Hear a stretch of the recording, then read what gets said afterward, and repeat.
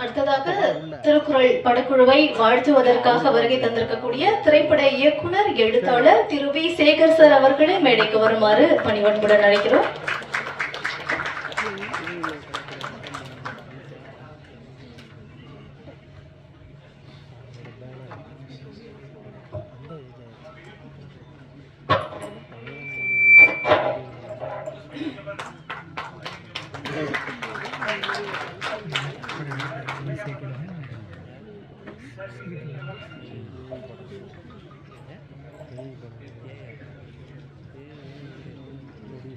அடுத்ததான் மேடைக்கு வரப்போறவரும் ஒரு மிக சிறந்த இயக்குனர் அப்படின்னு தான் சொல்லணும். இங்க வந்து திருக்குறள், அப்புறம் இதுக்கு முன்னாடி சார் வந்து நமக்கு வந்து காமராஜ் அப்படின்ற படத்தை கொடுத்தாரு, வெல்கம் காந்தின்ற படத்தை கொடுத்திருக்காரு.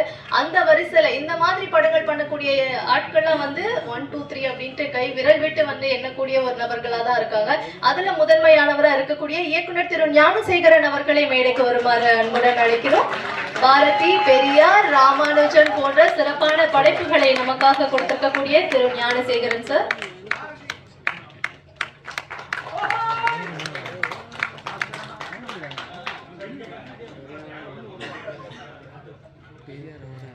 அடுத்ததாக மேடைக்கு வர இருப்பவர் மிக முக்கியமான ஒரு இயக்குனர். இவருடைய படைப்புகள்லாம் நம்ம மறந்துட மாட்டோம். ஏன்னா அந்த நம்மளுடைய யங் ஏஜ் இருக்குல்ல, 90s கிட்ஸ்க்கான அந்த யங் ஏஜ்ல எல்லாம் வந்து இவருடைய படங்களை பார்த்து நம்மளாம் செம்மையா ஆட்டம் போட்டிருப்போம் அப்படின்னு தான் சொன்னோம். அதை தாண்டி இந்த படத்துல நக்கீரனாக சிறப்பான கதாபாத்திரத்தை மிக சிறப்பா கையாண்டிருக்கக்கூடிய இயக்குனர் சுப்பிரமணிய சிவா அவர்களை மேடைக்கு வருமாறு அன்புடன் அழைக்கிறோம்.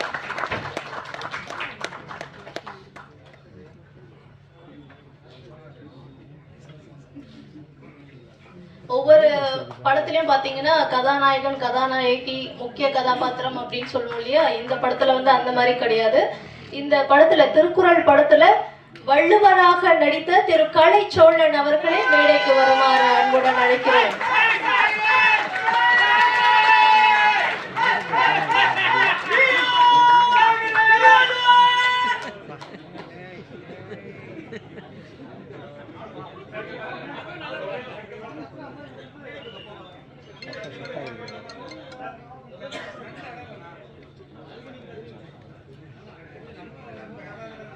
அடுத்ததாக படத்துல மற்றும் ஒரு வீரராக நடித்திருக்கக்கூடிய திரு குணா பாபு அவர்களை மேடைக்கு வருமாறு அன்புடன் அழைக்கிறோம்.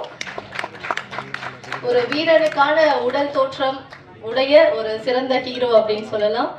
இந்த கதாபாத்திரத்துல சொன்னேன். அப்புறம் நான் தனியா அவரை சைட் அடிக்கிறேன்ற மாதிரி நினைச்சுக்காதீங்க.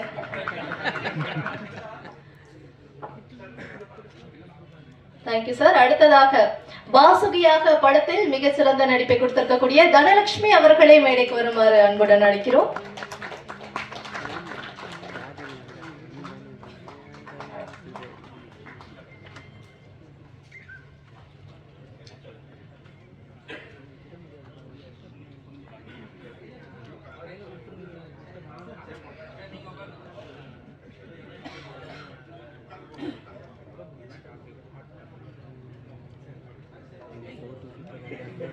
Thank you, sir. Thank you so much.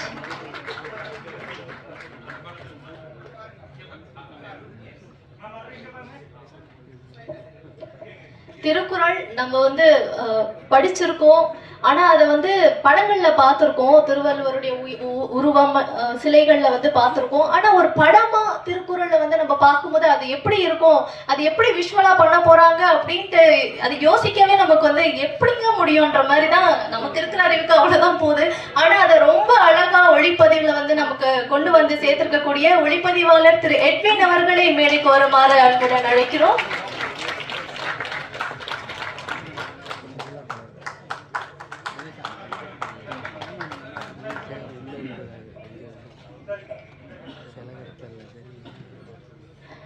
அப்புறம் இந்த படத்துடைய மற்றும் ஒரு கதாநாயகி ரொம்ப அழகா, ரொம்ப நேர்த்தியா, பாடல் காட்சியிலே இருக்கட்டும், ட்ரெய்லர்ல பார்த்த 1-2 சீனா இருக்கட்டும், அவ்வளவு அழகான நேர்த்தியான நடிப்பை வந்து நமக்காக கொடுத்திருக்காங்க.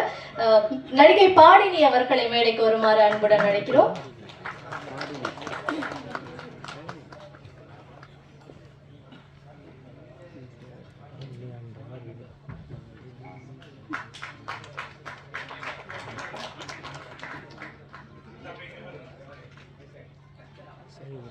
அப்புறம் இந்த படத்துல மற்றும் ஒரு முக்கிய கதாபாத்திரம் புலவர் பெருந்தலை சாத்தனாராக நடித்திருக்கக்கூடிய திரு கொட்டாச்சி அவர்களை மேடைக்கு வருமாறு அன்புடன் அழைக்கிறோம்.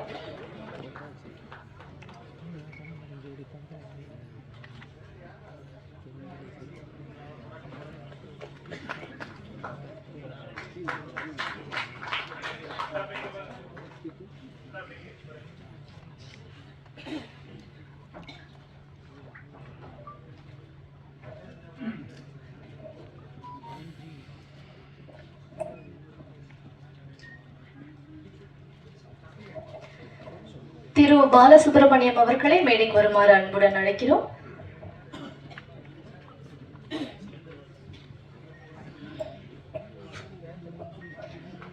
திருக்குறள் டீமை சப்போர்ட் பண்ணி எங்களை வாழ்த்துறதுக்காக வருகை தந்திருக்கீங்க சார். ரொம்ப நன்றி. உங்களுக்கு எங்களுடைய நன்றிகள், வாழ்த்துக்கள் சார். தேங்க்யூ.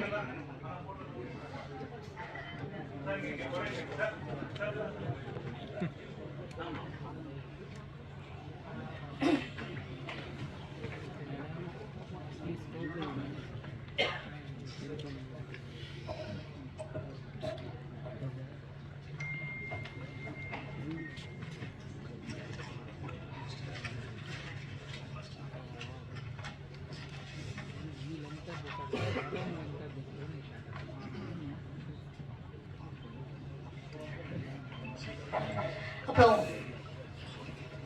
இந்த படத்துடைய அசோசியேட் டைரக்டர் திரு டிசி உதயகுமார் அவர்களை மேடைக்கு வருமாறு அன்புடன் அழைக்கிறோம். நம்ம நிகழ்ச்சியை துவங்குறதுக்கு முன்னாடி சில முக்கியமான நபர்களுக்கு நம்மளுடைய பாராட்டுகளையும் வாழ்த்துக்களையும் தெரிவிச்சு இந்த மேடையில அவங்களை கௌரவிக்கணும் அப்படின்ட்டு திருக்குறள் படத்துடைய டீம் விரும்புறோம் அப்படின்றதால அசோசியேட் டைரக்டர் டிசி உதயகுமார் அவர்கள் மேடையில இருக்காங்க.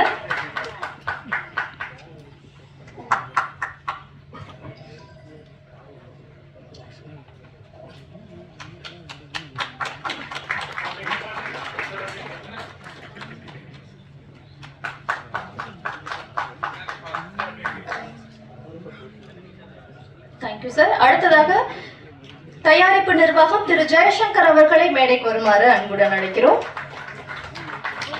திருக்குறள் படத்துடைய தயாரிப்பு நிர்வாகம் திரு ஜெயசங்கர் அவர்கள்.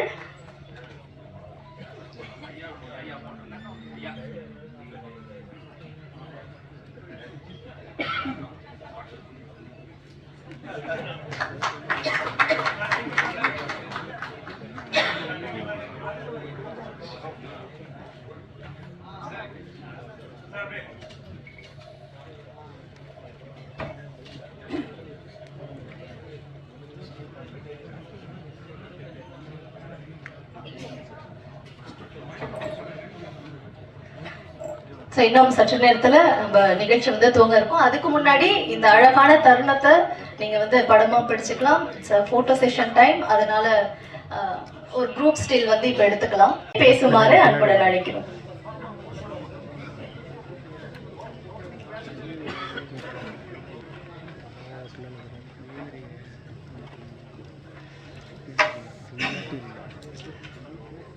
அனைவருக்கும் வணக்கம். என்னோட பேரண்ட்ஸ்க்கு நன்றிகள், இறைவனுக்கு நன்றி, இயற்கைக்கு நன்றி. இது ஒரு முக்கியமான கதாபாத்திரம். ஒவ்வொரு நடிகனுக்கும் ஒரு முக்கியமான கதாபாத்திரம் பண்ணணும், அது திரைக்கு வரணும், பெரியவங்க இந்த மாதிரி வெக்கேஷன் நடக்கணுன்றது ஒரு கனவாக இருக்கும். அந்த கனவை நினைவாக்கிய எங்களது இயக்குனர் எனக்கு வாய்ப்பளித்த பாலகிருஷ்ணன் சாருக்கு என்னுடைய மனமார்ந்த நன்றிகள், கோடான கோடி நன்றிகள். மறக்க முடியாத நாள் எனக்கு. ஆக்சுவலி மேடையில் அமைந்திருக்கும் அனைத்து பெரியவர்களுக்கும் நன்றி. இது எனக்கு முதல் பேச்சு. ஏதோ தவறு பண்ணுற ஒரு கான்ஷியஸாக இருக்குது. ஸோ அதனால் என்னுடைய நன்றிகளையும் வணக்கங்களையும் ஏற்றுக்கோங்க. இந்த விழாவை சிறப்பிக்க வந்ததுக்காக என்னுடைய நன்றிகள். படத்தை பற்றி சொல்லணும்னா, இது ஒரு காவியமாக தான் நான் பார்க்குறேன். எங்கள் குழு அனைவரும் இந்த படத்தை பார்த்துட்டோம். ரொம்ப சிறப்பாக வந்திருக்கு. மேடை பேச்சுக்காக சொல்லலை, ஒரு ஃபீல் குட் மூவி. உலகத்தில் இருக்கிற ஒவ்வொரு தமிழர்களும் கண்டிப்பாக பார்க்கணும்னு நான் இப்போ ரிக்வெஸ்ட் பண்ணிக்கிறேன். ஏன்னா அப்படிப்பட்ட ஒரு மெசேஜ் திருவள்ளுவர் நம்ம கேள்விப்பட்டிருக்கோம், புத்தகத்தில் படிச்சிருக்கோம். அவர் என்ன பண்ணியிருப்பாரு, அவர் எப்படி வாழ்ந்திருப்பாரு, அந்த சூழ்நிலைகள் எப்படி இருக்கும், இதெல்லாம் கற்பனையாக இருந்தது. படம் பார்க்கும்போது எனக்கு ரொம்ப வியப்பாக இருந்தது. ஏன்னா கதை ஃபுல்லாக தெரியாது, என்னோட கேரக்டரைசேஷன் மட்டும் தான் தெரியும். படமாக பார்க்கும்போது ரொம்ப இன்ட்ரெஸ்டிங்காக இருக்குது. நீங்கள் அனைவரும் படத்தை பார்க்கணும், தியேட்டருக்கு வரணும். தமிழர்கள் மட்டும் இல்லாமல் உலகத்தில் திருக்குறளும் திருவள்ளுவரும் தெரிஞ்ச அனைவருமே இந்த படத்தை ஒரு முறையாக பார்க்கணும் என்னோட தாழ்மையான வேண்டுகோள். பத்திரிகை நண்பர்கள், ஊடக நண்பர்கள் அனைவருக்கும் நன்றி. இந்த படத்தை கொண்டு போய் மக்கள்கிட்ட சேருங்க, சினிமா விரும்பிகள்கிட்ட சேருங்க. So that's all about it. Thank you so much Guna Babu. And எங்களோட டீமில் உழைச்ச எல்லாத்துக்கும் நன்றி. உதயகுமார் அண்ணா, ஜெயராஜ் அண்ணா, மகேஷ் அண்ணா and Edwin sir, editor Vinod, முக்கியமாக இளையராஜா சார். என்னுடைய வாழ்க்கையில் முதல் படம் ஹீரோவா, ஹீரோன்னு சொல்றதை விட ஒரு லீடரோ, படம் பார்த்தீங்கன்னா தெரியும். இளையராஜோட மியூசிக்ல பண்றதுன்றது ஒரு அற்புதமான விஷயம். எனக்கு அது அமைஞ்சது. ரொம்ப நன்றி சார். சார் சீரியஸ்லி ரொம்ப thanks sir. Thank you so much.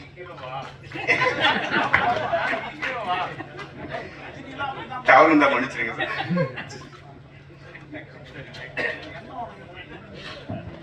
Thank you sir, thank you so much and வாழ்த்துக்கள். அடுத்ததா இங்க வந்து பேச போறவரை இது வரைக்கும் இந்த கதாபாத்திரத்துல நம்ம பார்த்ததே இல்லை. புத்தகங்களை தான் நம்ம படிச்சிருக்கோம், புலவர் பெருந்தலை சாத்தனார் அப்படின்ட்டு. இவர் இந்த கதாபாத்திரத்துல எப்படி நடிச்சிருப்பாரு அப்படின்ட்டு கொஞ்சம் மலைப்பாவே இருக்கு. ஏன்னா நம்ம விஷுவல்லையும் அவரை பார்க்கலன்னும் போது கொஞ்சம் சஸ்பென்ஸா தான் இருக்கு. வாங்க கொட்டாச்சி சார், பல கதாபாத்திரங்களை அவரை பார்த்தாச்சு, படத்துக்காக நம்ம வெயிட் பண்ணுவோம் அப்படின்னு நினைக்கிறேன். ஒரு சில வார்த்தைகள் பேசுமாறு கொட்டாச்சி அவர்களை அழைக்கிறோம்.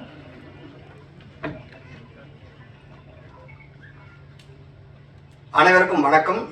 மேடையில் நண்பருக்கும், பெரியோர்களுக்கும், பத்திரிகை நண்பர்களுக்கும் கொட்டாட்சியோட பணிவான வணக்கம். எல்லாருக்குமே ஒரு கனவு இருக்கும். எனக்கு அந்த கனவு இருந்தது. நான் நாகேஸ்வரோட மிகப்பெரிய ஒரு வெறிய ஃபேன்ஸ். இன்று வரையும் நான் வந்து திருவிளையாடலில் படம் பார்த்தோம்னா டக்குன்னு நம்ம யோசிக்கிறதே வந்து நாகேஸ்வரோட தனிமை கேரக்டர் தான் நம்ம யோசிப்போம். அப்படி ஒரு கேரக்டர் எல்லாத்துக்கும் அமையுமா அப்படின்னு சொன்னால் எல்லாருக்கும் ஆசை இருக்கும். இந்த மாதிரி ஒன்று நடிக்கணும்டா, இந்த மாதிரி அவர் மாதிரி ஒரு கேரக்டர் எனக்கு அமையும்டா. வீட்டில் எல்லாம் கூட நாடகங்கள் எல்லாமே சும்மா நம்ம அது மாதிரிலாம் நடித்து பார்ப்போம். ஆனால் டைரக்டர் என்னை கூப்பிட்டு பார்த்து, கொட்டாச்சி இதில் ஒரு விஷயம் ஒன்று இருக்குது, நீங்கள் பண்ணுங்க அப்படின்னு சொன்னார். கேட்குறப்போ நான் இது மக்கள் என்னமோ ஏதோ சின்னதாக ஒரு கேரக்டரு அந்த மாதிரி தான் நான் எனக்குள்ளே நான் நினச்சிக்கிட்டேன். ஆனால் சார் எனக்கு திருவிளையாடல் படத்தில் நாகேஷ் சார் நடித்த ஒரு கேரக்டர் மாதிரி ஒரு தனிமை நீங்கள் தான் கொட்டாச்சி பண்ணுறீங்க அப்படின்னாரு. என்னால் அதை இது வரைக்குமே முடியல. உண்மையாக இது அப்படின்ற அளவுக்கு நான் வந்து நினச்சி போயிட்டேன். அப்பேற்பட்ட ஒரு கேரக்டர் எனக்கு கொடுத்துருக்காரு. ஆனால் அதில் ஃபுல் அண்ட் ஃபுல் அவர் வந்து எல்லாரையும் வயிறு ஒழுங்கு சிரிக்க வச்சுருப்பார். இதில் மனசில் நிற்கிற மாதிரி எனக்கு ஒரு கதாபாத்திரம் கொடுத்துருக்காரு. இதுக்கு டைரக்டருக்கு வந்து இப்படி ஒரு கேரக்டர் கொட்டாச்சிக்கு வந்து புதுமையாக கொடுத்ததுக்கு சார் மனமார்ந்த நன்றிகள் சார். கண்டிப்பாக இந்த படம் வந்து எல்லாருமே வந்து பாட புக்குலேயும் நம்ம வழிபோக்குலையும் யாரோ ஒருத்தர் சொன்னதுலேயும் பஸ்ஸுலேயும் இந்த மாதிரி ஒவ்வொரு குரலாக தான் நம்ம பார்த்துருப்போம், படிச்சிருப்போம், கண்டு அப்படியே போயிருப்போம். ஆனால் இப்படி ஒரு படமாகவும் ஒரு பாடமாகவும் நாம் வந்து இந்த படம் மூலமாக வந்து நிறையா விஷயங்கள் நம்ம தெரிஞ்சுக்கலாம். இது வந்து இன்னைக்கு ஜெனரேஷனுக்கும் அடுத்த வரப்போகிற எத்தனையோ ஜெனரேஷன்களுக்கும் குழந்தைகளுக்கும் போய் இந்த படம் வந்து கண்டிப்பாக சேரும். குடும்பத்தோடு கொண்டு போய் எல்லாரும் படம் பார்க்க வேண்டிய படம் என்ன படம்னா அது திருக்குறளாக தான் இருக்கும். அதுக்கு வந்து இந்த படம் நாங்கள் பார்த்துட்டோம். அதனால தான் நான் வந்து இவ்வளோ பெருமையாக நம்ம சொல்கிறோம். இந்த மாதிரி ஒரு படம் இல்லை, இது ஒரு பெரிய ஒரு காவியம். இப்படி ஒரு காவியத்தில் நான் இருக்கிறது ரொம்ப பெருமைப்படுறேன். இந்த படம் கண்டிப்பாக எல்லா தேட்டரில் வந்து பாருங்கள். இந்த படத்தை பெரிய லெவலில் கொண்டு போய் மக்கள்கிட்ட சேருங்க. இந்த மாதிரி படங்கள் தான் ஓடணும். இந்த மாதிரி படங்கள் ஓடணும்னா அதுக்கெல்லாம் நீங்கள் தான் காரணமாக இருப்பீங்க. நன்றி, வணக்கம். இந்த மேடையில் வந்து இப்படி ஒரு தூரம் எனக்கு வந்து வாய்ப்பு கொடுத்ததுக்கு மனமார்ந்த நன்றிகள் சார். வணக்கம். தமிழை காக்க, தமிழை போற்ற, களத்துல நின்று போர் புரிபவர்களுக்கு இணையானது தனக்கு இருக்கக்கூடிய கலை அறிவை பயன்படுத்தி காமராஜ், திருக்குறள் மாதிரியான படங்களை வந்து இயக்குவது அப்படின்றது. ஸோ அப்படிப்பட்ட சிறப்பான வேலையை தான் படத்தின் இயக்குனர் வந்து செஞ்சுட்டு வராருன்னு சொன்னோம். கமர்ஷியல் படங்களுக்கு மத்தியில இந்த மாதிரி காமராஜ், திருக்குறள் அப்படின்ற படங்களை கொடுத்து இந்த கலைத்துறை மீது தனக்கு இருக்கக்கூடிய பொறுப்பை வெளிப்படுத்தக்கூடிய நபரா வந்து இயக்குனர் இருக்காரு அப்படின்னே சொல்லலாம். திருக்குறளை வெறும் சொற்களில் அல்ல, திரையில் காட்சிப்படுத்தி அறத்தையும் கலையையும் ஒன்றாக இணைத்து காட்டியிருக்கும் திருக்குறள் படத்தின் இயக்குனர் திரு ஏ.ஜே. பாலகிருஷ்ணன் அவர்களை பேசுமாறு அன்புடன் அழைக்கிறேன்.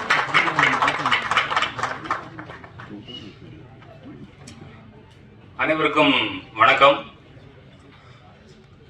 அதாவது குரோசவா சொல்லுவார் வந்து ஒரு மோசமான திரைக்கதையை கொண்டு போயிட்டு நல்ல படத்தை எடுக்க முடியாதுன்னு சொல்லுவாரு. இதுக்கான திரைக்கதை தான் வந்து இதோட சவாலான விஷயமா இருந்தது. அந்த செம்பூர் ஜெயராஜ், காமராஜ் அவர் தான் பண்ணார். அவர் ஒரு திராவிட இயக்க போராளி. இந்த படம் உருவான கதையை ரொம்ப சுருக்கமாக சொல்லுது, ஏன்னா வந்து நேரம் ஆயிடுச்சு எல்லாம். ஆமாம். ஸோ அவர் முதல்ல கதையை எழுதினாரு. அதுக்கு முன்னாடி திருக்குறளே படமாக பண்ணுங்கன்னு ஒரு ஆள் வேண்டுகோள் வச்சார், ஒரு பெரிய பொறுப்பாக வச்சார். இது எப்படி 1330 வந்து எப்படி படமாக்க முடியும் அப்படின்ட்டு. அப்போ எங்களுக்கு வந்து முன்னுதாரணமாக இருந்து கலைஞருடைய குரல் ஓவியம், எதை ஓவியமாக பண்ண முடியுமோ அவர் வந்து அதை புத்தகமாக போட்டாங்க. அப்போ அதுலேருந்து நாங்கள் வந்து எது காட்சிப்படுத்த முடியுமோ அந்த குரல்கள்லாம் எடுத்துக்கிட்டு வந்து திரைக்கதை உருவாச்சு. அதுக்கப்புறம் இந்த படத்துக்கான பணம் பார்த்தீங்கன்னா அது அதன் போக்கில் வந்தது. இது என்ன, அதாவது இதில் எந்த சிரமமும் எனக்கு இல்லை. வாழ்க்கையில் பல விஷயங்கள் அதன் போக்கில் தான் வந்து அது நிகழும். நான் அப்படிதான், நான் வந்து ஒரு இறை நம்பிக்கை உள்ளவனும் அந்த மாதிரி கூட கிடையாது. எல்லாமே சரியாகவே அமைஞ்சது. வள்ளுவர் பாத்திரமே எட்ட பையனாக இருக்கட்டும், வாசுகி அவங்க ரொம்ப எளிமையா சிம்பிளா வந்திருந்தாங்க. இவங்க தான் நடிக்கணும் அப்படின்னு நினைச்சோம்.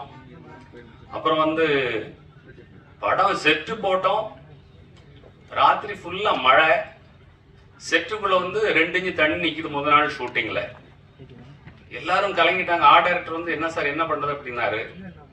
நான் சொன்னேன், விவசாயி நட்டுட்டு வருவான், மழை பெஞ்சு எல்லாம் மூழ்கி போயிடும்.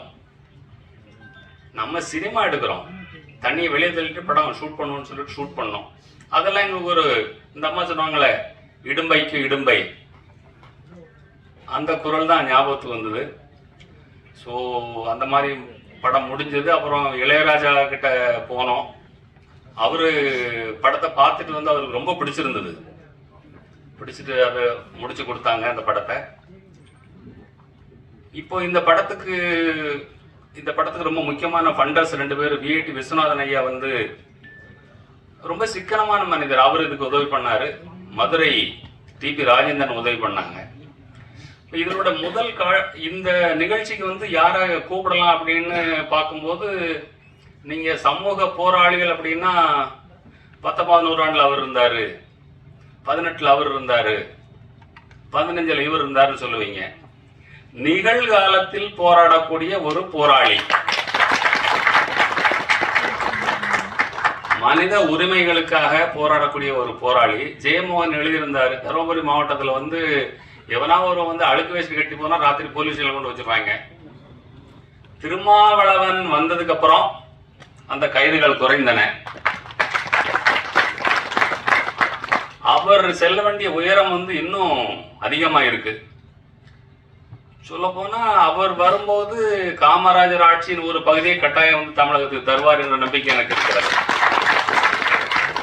அதனால அவரை கூப்பிடணும்னு நான் மனப்பூர்வம். அவர் கூட எனக்கு பெரிய அறிவும். மூப்பனாரையா அலுவலகத்துக்கு வருவாங்க அவங்க வளர்ந்து வர்ற காலத்துல. அப்பவே அவர் மிக அறம் சார்ந்த ஒரு மனிதர், படிப்பாளி. நான் பேச வேண்டியதில் நம்ம படத்தோட ஹீரோ பேசிட்டாரு. அதனால எனக்கு ஒரு பாயிண்ட் தான் மிச்சம் இருந்தது. அதனால அவர் கூப்பிட்ட உடனே எந்த மறுப்பு தயக்கம் எதுவுமே காட்டல. அவர் வந்தாங்க. மற்றும் வந்திருக்கிற அனைவருக்கும் எனது நன்றி. இந்த நிகழ்ச்சி தொகுத்து வழங்குற தங்கைக்கும் மிக்க நன்றி. இதுல வந்து தனலட்சுமி வாசுகியா நடிக்கிற பெண் வந்து முதல் படம். அவங்களுக்கு வாழ்க்கையில முன்னுக்கு வரணும், இந்த துறையில வந்து ஜொலிக்கணும் அப்படின்னு அவங்க எடுத்துக்கிற முயற்சிகள் ரொம்ப ஜாஸ்தி. லொகேஷன்ல அவங்க டைம் எல்லாம் வந்து எந்த விதத்திலும் வேஸ்ட் பண்ணல. கலைச்சோழன் மட்டும் கொஞ்சம் திட்டு வாங்கினாரு, ஏன்னா அவரே ஒரு டைரக்டர். ஆமா, அதனால மற்றபடி எல்லாம் சுகமா நடந்தது. உங்களுக்கு எனது மனமார்ந்த நன்றி, வாழ்த்துக்கள், வணக்கம்.